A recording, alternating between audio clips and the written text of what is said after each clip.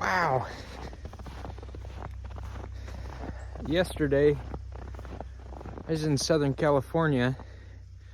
It was t-shirt weather, like 66, 67.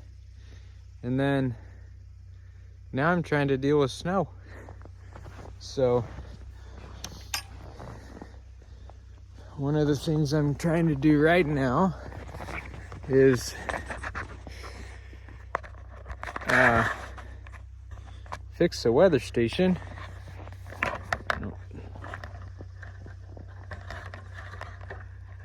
Yeah, that'll work. I'm not using the highest quality batteries, and the weather station keeps going offline. So I'm gonna put in new, not the highest quality batteries. Because town is a long ways away.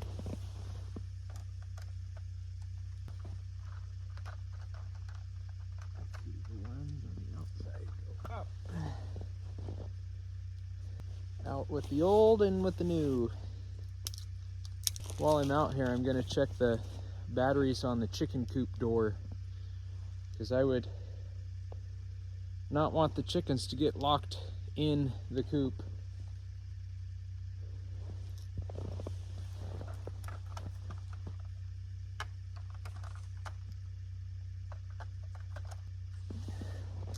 I've been having to change these batteries like every month and a half, maybe. And in my opinion, that should be like a twice a year thing. But there's no solar panel on the weather station, and I'm not using the best batteries, so I think that's part of the reason, but I still think they should last longer than that. Let's see.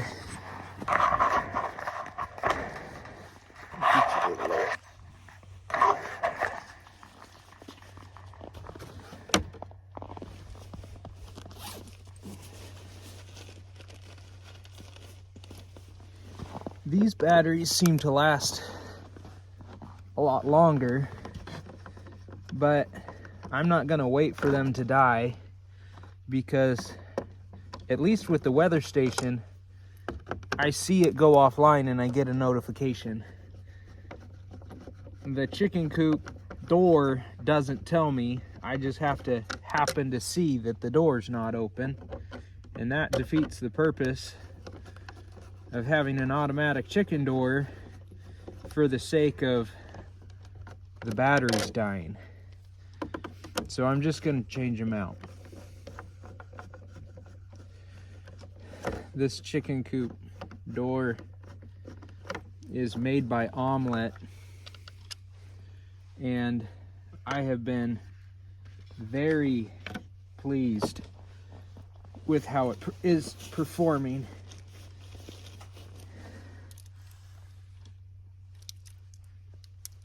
So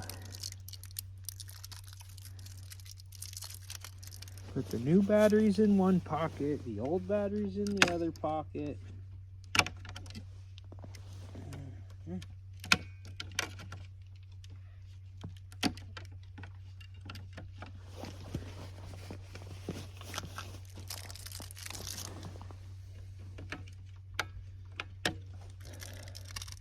When I came out this morning, I couldn't see any of the chickens, and I was afraid that they were not in good health, but it turned out they just didn't want to get in the snow. So I came out here with a fan rake and a leaf blower, and it worked wonderful because it's all powder. If the snow gets closer to freezing, 32 degrees, and it starts getting thick and heavy, then it doesn't it doesn't just blow like it does with a leaf blower. But if you can catch it while it's still powder, it makes light work of shoveling snow. Same with the leaf rake. You can just rake it out of the way and it does great. So got new batteries in the chicken coop, got new batteries in the weather station. I'm charging the leaf blower again. I'll be able to clear out some more snow around the house later today. Got some errands to run. The truck still doesn't have a transmission in it. I'm still waiting in line with the transmission shop. We got 4 weeks left in our wait. It's been about a 4.5 month wait, I think. And so, battery 100%. Nice. Ooh, my bit. We got the heat lamp on. 240 watt heat lamp, and the chicken's staying warm, so that's good. Next on the list, let me show you this. I was able to come in here, and this is what I just blew out for them, and I made a path, blew all this area out so that the chickens could get to the food and water, topped off their food, so they got a lot of protein. And I think that's all the chicken chores for today. Well, I got to come out later and clear more snow with the leaf blower, but if I don't get to that, they'll be okay. And then I'm gonna run down to the garage and start the truck. Every week I go to the garage and I start the truck and run it for about 5 or 10 minutes just to keep fluids going through the motor, keep everything running, keeping the battery topped off and charged. And we just put a new battery in it, so I want to keep it running. Got some winter window washer fluid that won't freeze, because what's in there is what was in there when we got it back from Oklahoma. Get that started. And remote start, one of the best things in wintertime.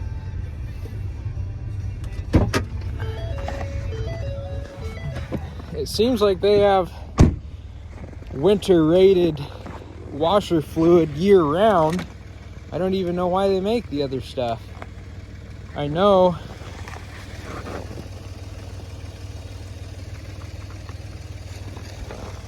frozen?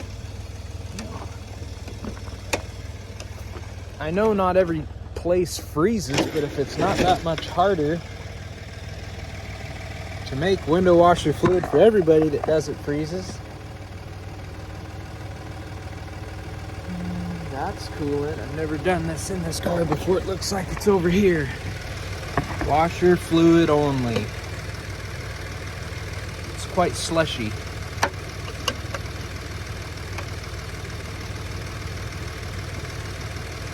It's also full, mostly. I'll pour a little in.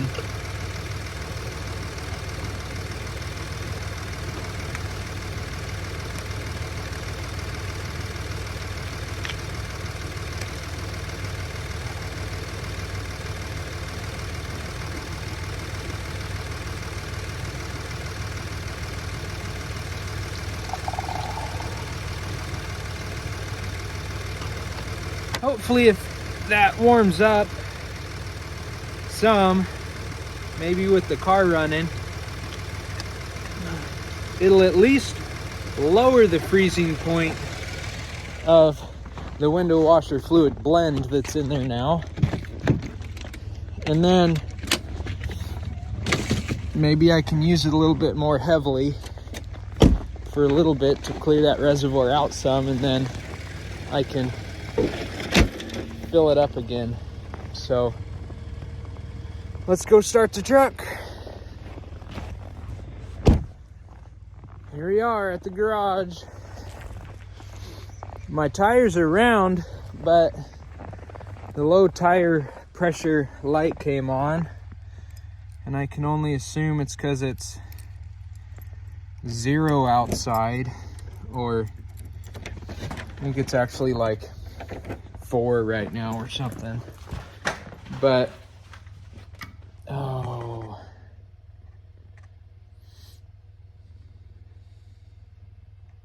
I just remembered the before we went to California, the garage door broke. And I need that up so I can run the truck and not fill the garage with carbon monoxide.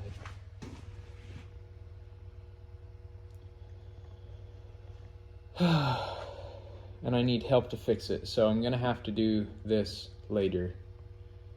Fix the garage door, then run the truck.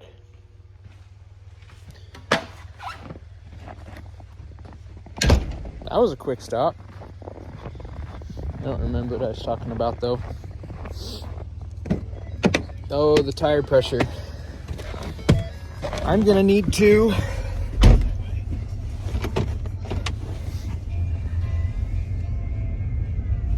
go fill up the tires with some more pressure for the cold weather, because I don't think there's a leak.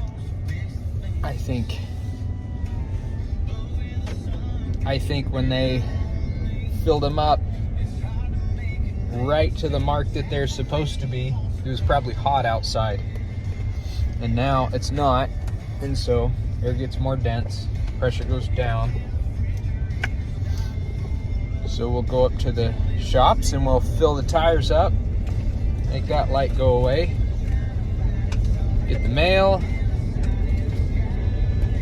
go back home.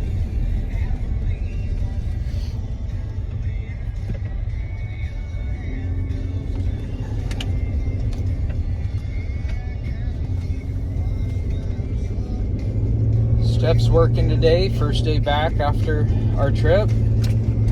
Our trip was really good. We went to the Young Life All Staff Conference in Anaheim, and I think that was about 4 days, and then we stayed after and went to Disneyland for another 4 or 5 days. We only went to Disneyland one of the days, but we were still in California for a few days. Got to go to the beach. Steph's parents were helping us with childcare through the conference, and then they're the ones that had the Airbnb in Anaheim that we stayed at after, and got to have a little mini vacation with them, which is also right when all the snow hit the ranch.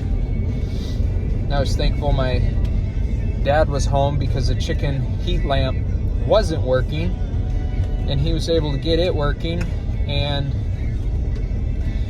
keep the chickens going, because their water froze, because the water's plugged in to an outlet on our porch in the GFCI trip, so that they actually froze their water. So he was able to get all that working. I was really thankful for that. We had some dog sitters, some friends stay at our house and take care of Remy, Millie, and Lily. And that was just a really refreshing trip. It was nice to be off property. It was, so we went to Texas for Christmas, then we came back for a week, and then we went to California. And it was really good to be off property, but it's also very good to be home. I'm looking forward to getting back into my daily routine, my little morning routine, evening routine, keeping up with chores, and just kind of enjoying winter while it's here. I don't think the snow's going to stick around that long, just because it's supposed to warm up here in a few days and start raining, and so it's just going to get really muddy and gloomy. So that's not fun. So let's get the mail and I'll see you at the auto shop. All right, got the air checks.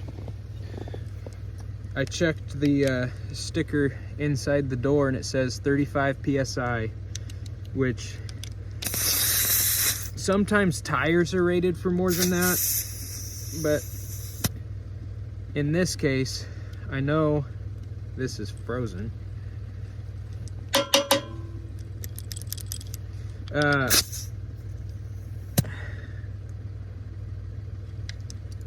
Sometimes the sensors in the car are probably programmed to the 35, which is written on the sticker. Is this a different style?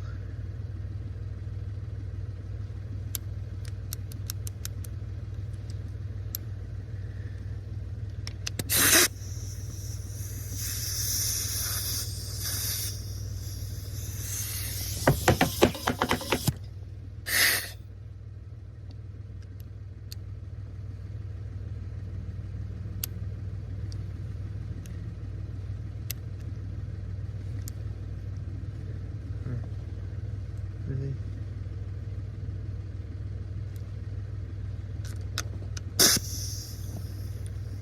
Okay, this is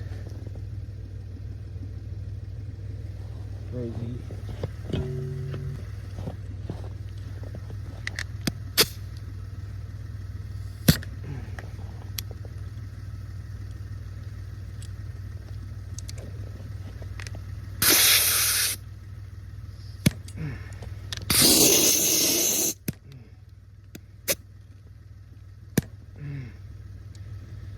Well,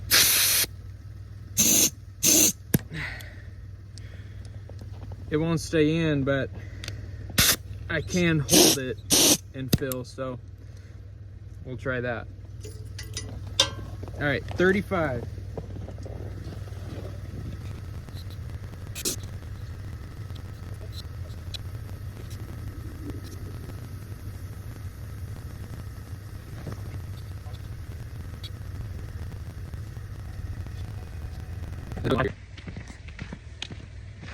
So I ended up filling them all up to 40 because the sticker on the door said 35, the tire said 55, and if the sensor for the low tire pressure goes off at 35, which it probably goes off less than that if it's telling you to fill it to 35, I figured 40 would be good because it's winter time.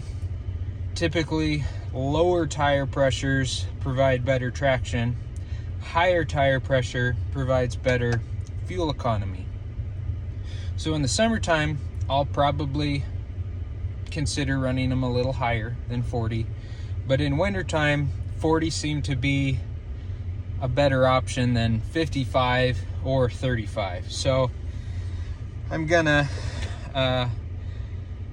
document the date and the tire pressure that I added, so that every time you do work to your vehicle, you should be writing down what you do, even if it's as insignificant as tire pressure, because if you start logging a specific tire you keep adding air to, maybe your memory, you wouldn't be able to remember which tire that was or the frequency. But if you document all that, maybe you like recognize it looks like I've got a small leak or something in that nature. Or if you keep checking oil periodically and you keep finding yourself a half quart short or something like that, you can see those trends, or you can see if something starts to become a trend. So document it, and then yeah, let's go back to the house and keep moving through our day. What are you doing? Came back to the house.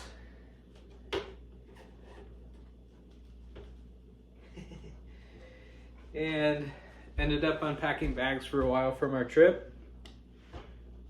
Steph helped put Tegan down for a nap after we ate lunch, and then I didn't mean to, but I ended up taking a nap for about an hour, hour and a half.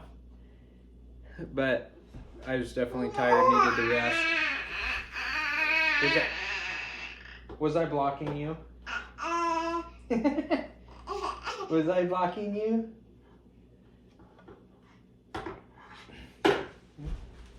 You dropped it. Here you go. So now we're just making tacos for dinner and then taking it easy the rest of the night. So thanks for hanging out and see you in the next video.